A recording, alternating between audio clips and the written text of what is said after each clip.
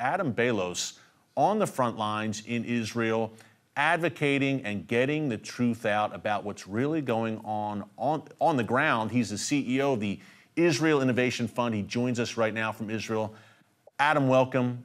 Thank you so much for taking the time during this difficult time to join us. First question, and I've seen you. You're on social media. You're in the media throughout advocating for Israel. What are your thoughts when you see this massive uptick of anti-Semitism, including right here in the United States, in particular on college campuses?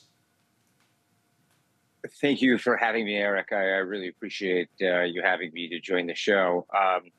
As you may be aware, I was an Israel advocate at the University of Arizona from 2007 to 2011. And one of the things that was very difficult for me was that I was quite ostracized from many people in the Jewish community because I tried to sound the alarms of what I was seeing and the organization and the radicalization of the radical revolutionary socialist left to the BDS movement and to the pro-Hamas movement. I'm not surprised by any of this at all, actually. I'm more disappointed that we're unprepared for it. I'm sure you're familiar with the fact that the Biden administration recently released a policy on anti-Semitism.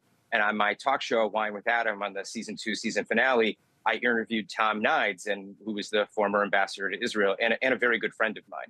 And we had a very basic disagreement on the effectivity of, or the effectiveness of, that anti-Semitism policy. And that's because, one, it did not mention Zionism at all. It did not mention anti-Zionism at all. It only addressed the issues of the radical right and white supremacy. It did not address the issues of radical Islam or the revolutionary left or extreme left-wing anti-Semitism.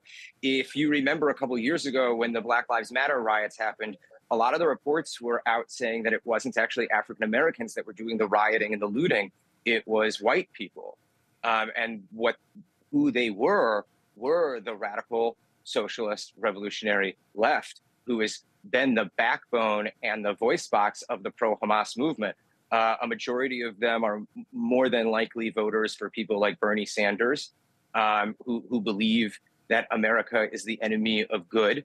And they seem to really represent what used to be the Arab Soviet bloc in the UN many years ago, prior to the fall of the Soviet Union. It's the same ideology. It's the same propaganda. It's not surprising to me at all.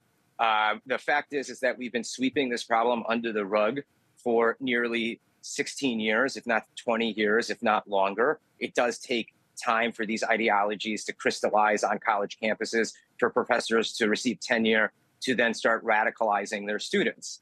So when it began, the modern Hasbara movement began, the pro-Israel movement began after the Second Lebanon War. And that is when you started seeing these protests on campus. So I don't mean to sound bleak or rude or to disregard any hard work by any organizations that have been done, but I very much feel everybody for the last 20 years has been very focused on inclusiveness and trying to get everybody to like Israel instead of just defending Israel for what it is, and also acknowledging the fact that there was a major anti-Semitism problem brewing across the United States. It's not like 1939 Germany just came out of nowhere. Okay, a lot happened between 1920 and 1938 and 1939. A lot of things have happened since 2006 to 2023. And the fact that everybody has ignored it is quite sad. And now we're having to deal with the fact that the revolutionary left is in the streets. The anti-Semitic pro-Hamas Adam, as you laid out, revolutionary left. Yeah, as you just laid out, there is an unholy alliance, in particular on American college campuses, between the radical left and radical Islamists. We have about a minute left in that time. We want to have you back, Adam, for more. Absolutely. There's a lot to discuss. We have a minute. You and I could talk about this for an entire show. You are CEO of the Israel Innovation Fund. Talk about some of the ways that Israel is blessing the world. And the folks that are protesting against Israel are in direct conflict with reality on the ground, and how Israel is a blessing to people around the world, including in the Arab and Muslim world, and including to Palestinians. Well, if you look at the last 50 years of Israel's existence, the technology that has come out of Israel to improve the quality of life of the global civilization, the modern global civilization, it's hard to dispute Israel's capacity to do good. In addition to that, our ability to have cultivated the desert and make the desert bloom, and also desalinate water from the Mediterranean to provide water to places like Saudi Arabia, Jordan, Egypt, and not only our own country, is nothing short of miraculous. There's something that's very true.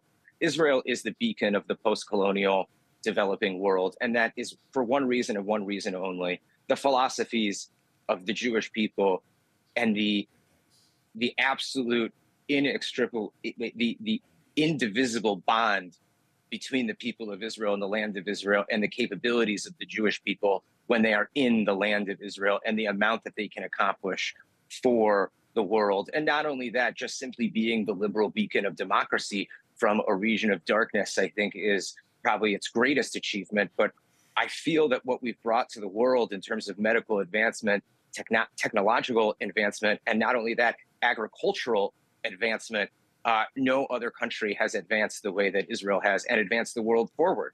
You can't even use your cell phone without modern Israeli technology. It's just not possible. So that's one of the reasons why I do find the BDS movement to be rather humorous and laughable. Yeah, Adam, Israel is a light unto the nations, as you just laid out so eloquently. Thanks so much for joining us, my friend. Adam Bellos, we will see you again soon. God bless. Stay safe. Thanks again, Adam. Thank you for having me.